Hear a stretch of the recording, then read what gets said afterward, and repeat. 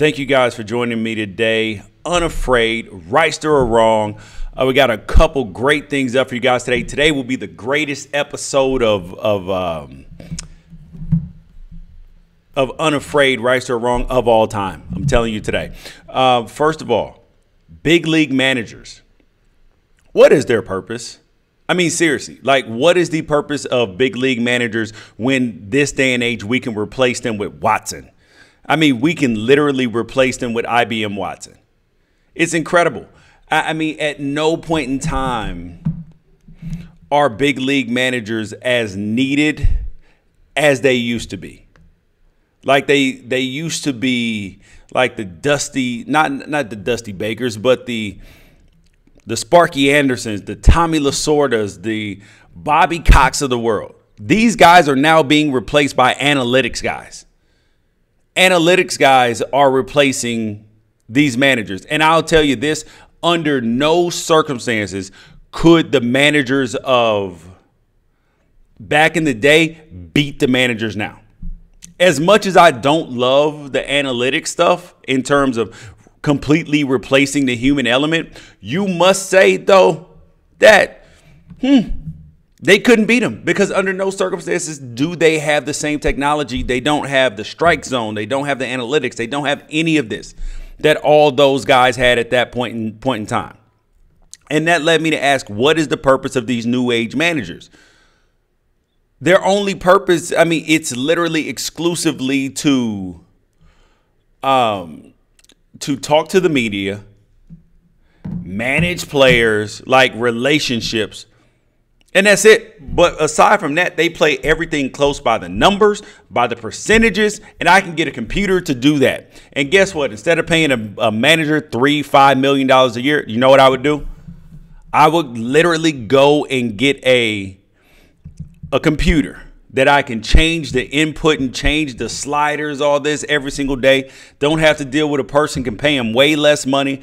And I'm going to hire a therapist. I'm going to hire a therapist and a counselor. And Sean Spicer or somebody to go out there and talk to the media and spend whatever the hell is that I want to spend. That's what I'm going to do. Because when you watch Dave Roberts, the manager for the Dodgers, manage, he's looking at a piece of paper. Mind you, he's a good dude. Like him. Dodgers are winning, not complaining about him. I'm talking about the system of baseball. The system of baseball. He's looking at it. Rich Hill's playing well. Takes him out anyway. Morrow's coming in. Dylan takes him out after an inning's worth of work. Should he put Jansen in? Should he not put? I mean, it's literally all based upon the analytics. What did the analytics say? Despite how well a guy is pitching. I mean, because he probably would have took Verlander out after the fifth yesterday if he were managing the Astros. Because I don't love the human element being replaced by analytics. However, old school managers, like they don't stand a chance in this. It's not even close. Like, under no circumstances can those old school managers compete with the young guys. Not happening. Next thing up, though, Colin Kaepernick, his lawyer says that he will be signed in the next 10 days. This is what his lawyer says. And that got me to thinking, right? Where does Kaepernick fit, and why does his lawyer believe he'll be signed in the next 10 days? Being that not too long ago, just a few weeks ago, Kaepernick filed a collusion lawsuit that could potentially allow the NFL Players Association to void the collective bargaining agreement. Think about that. Potentially void the collective bargaining agreement.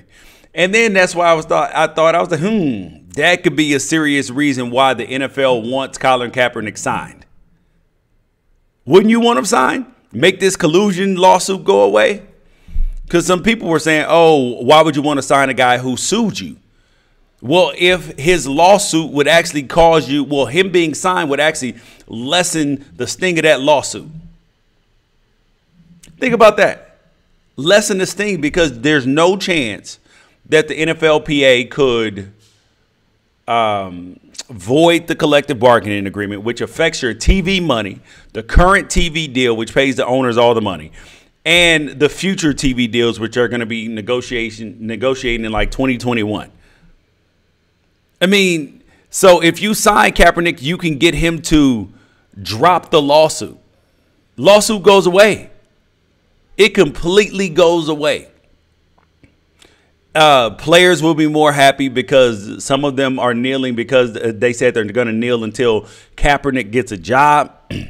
You're going to lessen that, and you're also going to make the players happier. And you get a chance for this collusion lawsuit to go away, because every single day the case builds. Aaron Rodgers gets hurt. Brent Hundley comes in, plays poorly.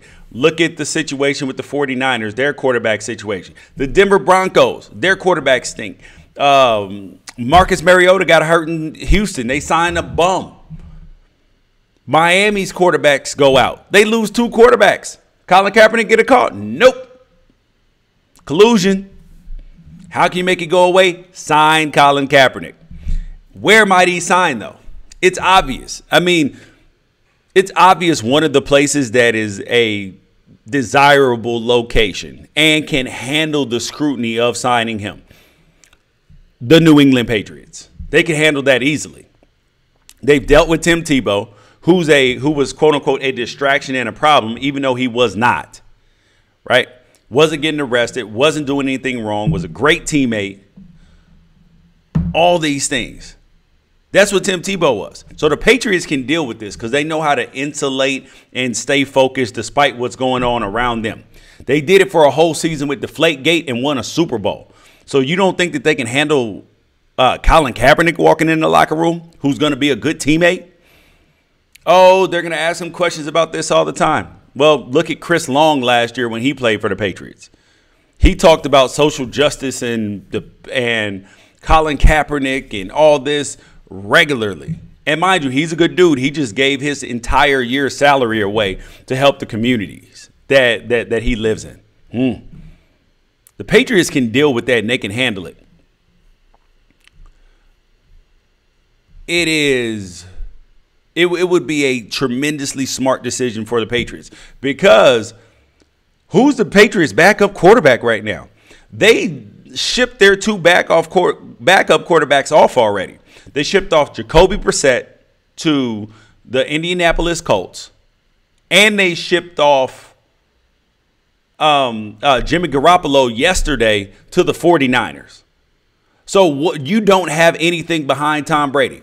Yeah, but Tom Brady doesn't get hurt. Yeah, he doesn't get hurt until he does.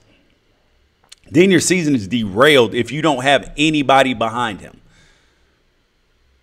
If you don't have anybody, his season is like literally derailed. No championship, no Super Bowl, no playoffs, because you're going to lose every game because you're going to have to bring a dude off the street and the trade deadline is passed. So now with that, the only option is Kaepernick at this point in time. That's your only option right now. So, and then I will point out this, something that many people are not talking about, the Sports Illustrated jinx as it comes to the Patriots. This year, on the NFL 2017 preview, there were 4 different covers. There were 4 guys on the covers. Bet you don't know who they are. J.J. Watt. Where's J.J. Watt out? Where's J.J. Watt at right now? On injured reserve. See you next season. David Johnson. Injured reserve. See you next season, buddy. Aaron Rodgers. Where is he? Broken collarbone. See you next season, buddy. And the 4th man on the cover of the Sports Illustrated NFL season preview in 2017, Tom Brady. He's the only one standing. If you believe in jinxes, if you are a person who just, whether you believe in jinxes, call it coincidence, whatever it is, if you're the Patriots, I would honestly, even though I'm not a superstitious person, I would be a little bit concerned about this. I would. I have to be honest. I would. I'm just not going to act like this is nothing. So I am going to prepare for my future. With that being said, I wouldn't have even traded Jimmy Garoppolo. I wouldn't have.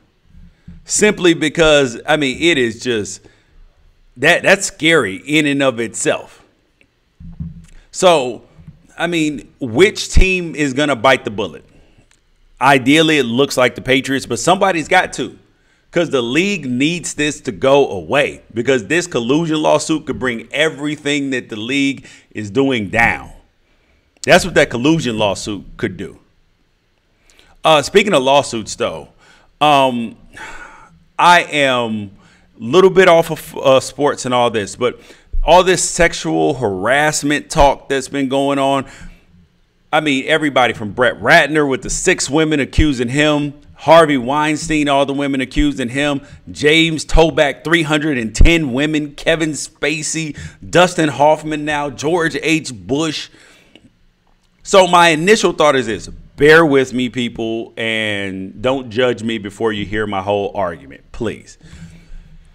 Is initially, when the whole Harvey Weinstein came out, the Me Too, everybody, you start listening to women's stories of sexual harassment.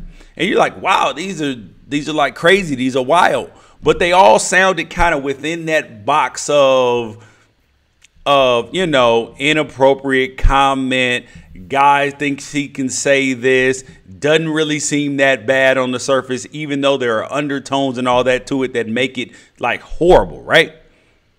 So that's initially. But then when you get to James Toback, 310 women, all the women who came out and said Harvey Weinstein sexually harassed or assaulted them. And then you think, wait, 310 women? Like, you have to be a full-time sexual harasser / rapist to be and part-time director if you're James Toback. So you think that, right? And you're sitting there like, how on earth do these people have time for this? And then I thought, okay, there has to be an element of piling on. Like, this is what I thought initially. Okay, like, it becomes fashionable to say, you know what, me too. Harvey Weinstein did this to me too. Okay, let's say that with Harvey Weinstein that there are like 30 women who said this, right? Even if there are like 5 women who are just, I mean, even if there's an element, a certain portion of that in there, of the piling on, that's still a hell of a lot of women. Same thing with James Toback. And then I even further dove into it and I was like, what kind of sense does this make? Like, because in my world, right, what I thought is, because so many of these women were masturbating in front of these women when they come in rooms, they were like doing all kind of crazy stuff, like exhibitionist stuff. And I was thinking, I was like, hold up, time out. So this destroyed what I thought, because the person who does that to me, the person who walks in the room and masturbates in front of women and all that, I thought that guy was the dude who dresses up in the trench coat and like flashes kids at school and like lives on the fringes of society. Not actually, you know, entrenched in people's everyday, like on a regular basis, like, or just some one-off random weirdo crazy person at work, but not like that this was, you know, like in so many corporations, in like that it was as present in society as it is. Okay, I'll answer your question about Ezekiel Elliott in a second. Like, that's literally what I thought. So call me wrong, but I mean, I thought that a lot of this sexual harassment was going to be about, you know, woman is upset because guy's staring at her boobs or this or that, which is all, or making a comment like, oh, okay, I see you got the melons out today or something, which is wrong.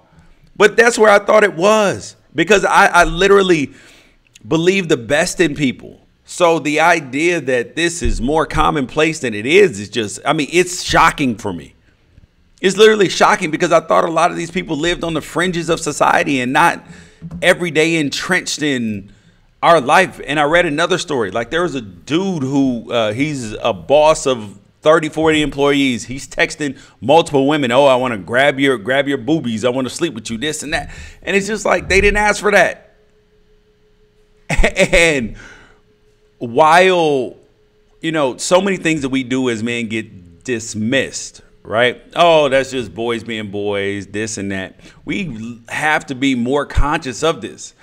Then there's what I've heard, the rebuttal to a lot of this sexual harassment talk is, so many men say, well, why didn't the women report it? How come they're just now coming out 10, 20, 30 years later?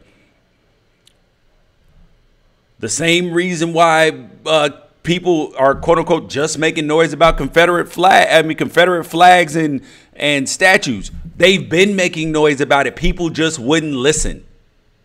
People wouldn't listen. And now that you have people's attention, because they're not allowing these sort of things in regular society now. That's the difference. I mean, I am just shocked and appalled. And then that got me to thinking, have I ever sexually harassed anybody? And then I was thinking, wow, like, of course, like when you realize growing up, like the things that you thought, the things that you believed, the things that that you believed were okay or that were appeared to be okay. Have I ever done anything that could be misconstrued as sexual harassment or like inappropriate or something? Yes, absolutely. Absolutely. So this is not me preaching from the pulpit and saying that I was not I would even say victim to this line of thinking. Where like it was like, oh yeah, that's not that bad or this or that. Yeah, it is kind of. Yeah, it is. Yeah, it is. So yeah, it was just crazy to me, like how this sort of thing happened, like how it just continues to go on.